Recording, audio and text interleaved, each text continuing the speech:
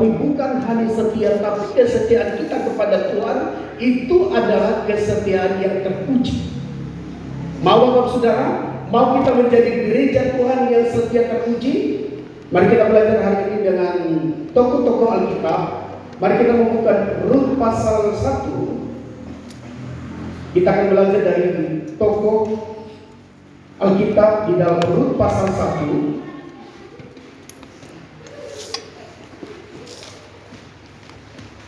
Ya. Kita membaca mulai dari ayat 7 sampai ayat 10. Ini adalah Naomi bersama suami dan anak-anaknya yang pindah dari Bethlehem ke Moab karena pada waktu kelaparan di Bethlehem, Bapak Ibu Saudara kasih Tuhan, mereka harus pindah ke Moab untuk mencari perlindungan, termasuk juga makanan. Karena di waktu itu Tuhan izinkan kelaparan yang hebat di Bethlehem dan akhirnya mereka harus ke Moab, gitu ya, mencari suaka termasuk itu. Dan akhirnya Bapak Saudara kasih Tuhan, setelah beberapa tahun Naomi bersama suami dan anak-anaknya, bahkan sampai anak-anaknya Naomi ini mengambil suku dari Moab, yaitu perempuan Moab, namanya Orpa dan Rut. Nah, saudara kasih oleh Tuhan, mari kita membaca terlebih dahulu ayat 7 sampai ayat yang 10. Tetap jangan ada yang keluar masuk. Bapak Saudara, saya rindu dari sejak kita start mendengarkan firman Tuhan, tidak ada yang keluar masuk. Anak-anak, tolong yang ini ya, di rap itu nih ya, suara saya 2, 3 iya. Maka berangkatlah ia dari tempat tinggalnya itu bersama-sama dengan kedua menantunya. Ketika mereka sedang di jalan untuk pulang ke tanah Yehuda, berkata Naomi kepada kedua menantunya itu, pergilah, pulanglah masing-masing ke rumah ibunya. Tuhan kiranya menunjukkan kasih-Nya kepadamu seperti yang kamu tunjukkan pada orang-orang yang telah mati itu dan kepadamu. Kiranya atas karunia Tuhan kamu mendapat tempat perlindungan masing-masing di rumah suaminya. Lalu diciumnya mereka, tetapi mereka menangis dengan suara keras dan berkata kepadanya, tidak, kami ikut dengan engkau pulang bersama bangsa. Bapak Ibu Saudara, ketika suami daripada Naomi dan kedua anaknya Mahlon dan Kilion meninggal, Naomi ini hanya memiliki 2. Sisa keluarga itu pun orang asing yang namanya Rut dan Orpa. Berjalannya waktu sudah kasih Tuhan, Naomi bukan kemungkinan tidak kerasa lagi tinggal di Moab, karena dia tinggal di sana sebagai orang asing. Dan kedengaran Bapak Saudara pada saat itu, setelah suami dan anak-anaknya meninggal, Bethlehem dipulihkan dan dia ingin kembali ke Bethlehem pada saat itu. Nah, pada waktu Naomi mau ingin kembali ke Bethlehem, dia pamit dengan menantunya yang namanya Orpa dan Rut. Dan ketika dia pamit dengan kedua menantunya, dia cium menantunya dengan kasih sayang. Dia memberikan arahan yang baik kepada kedua menantunya. Sudah, mama mau pulang, kamu tinggal tetap di bangsamu. Karena saya sudah kehilangan semuanya. Tinggal kamu, tapi kamu ini orang asing dan kamu harus tinggal di sini. Tinggal mama yang kembali ke Bethlehem.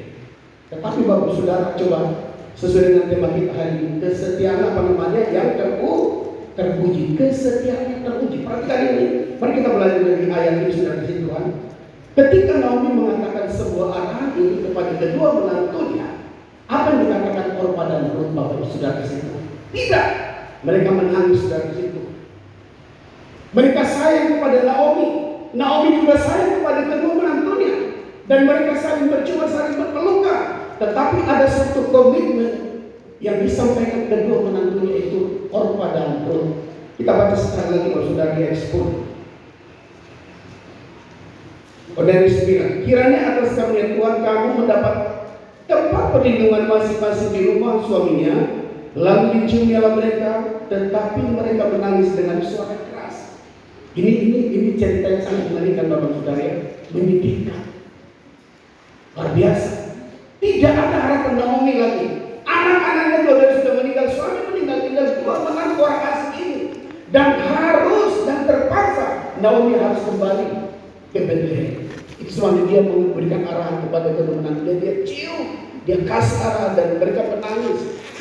Coba kita lihat ayat 10 kembali. Dan berkata kepadanya, tidak, kami ikut dengan engkau pulang ke bangsa. Bapak Ibu Saudara, karena cintanya Orpa dan Ruth kepada Naomi, dan Naomi juga cinta kepada Orpa dan Ruth, mereka saling berpelukan. Tidak, kata kedua menantunya, kami akan tetap kembali ke bangsa. Bapak Ibu Saudara, ini adalah sebuah komitmen, ini adalah sebuah kesetiaan yang sangat luar biasa antara menantu dengan mertua. Sebenarnya kedua menantu ini, Orpa dan Ruth, mereka masih muda. Mereka harus memilih seperti arahan daripada mertuanya, itu Naomi. Tetapi mereka berkata, tidak, kami akan kembali ke bangsa. Bapak Ibu Saudara kasih Tuhan. Tetapi mari kita renungkan firman Tuhan siang hari ini.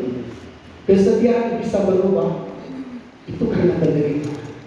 Kesetiaan berubah, itu bisa kesetiaan bisa berubah, itu karena masalah. Kesetiaan bisa berubah, itu bisa karena kemustahilan, saudara kita. Di ayat 10, Orpa berkata dengan Ruth, tidak, kami akan tetap ikut kembali kepada bangsa. Bapak Ibu Saudara, di sisi lain Orpa dan Ruth telah menerima satu ajaran yang luar biasa, teladan yang luar biasa, bahwa Naomi telah memperkenalkan Allah yang hidup yang mereka miliki, yaitu Allah Abraham, Ishak dan Yakub, dan mereka yakin bahwa Allah Naomi adalah Allah yang hidup. Ini salah satu Bapak Saudara pemicu, makanya mereka berkata, kami akan tetap ikut dengan mama mertua. Mereka berpelukan dengan erat, saling menangis.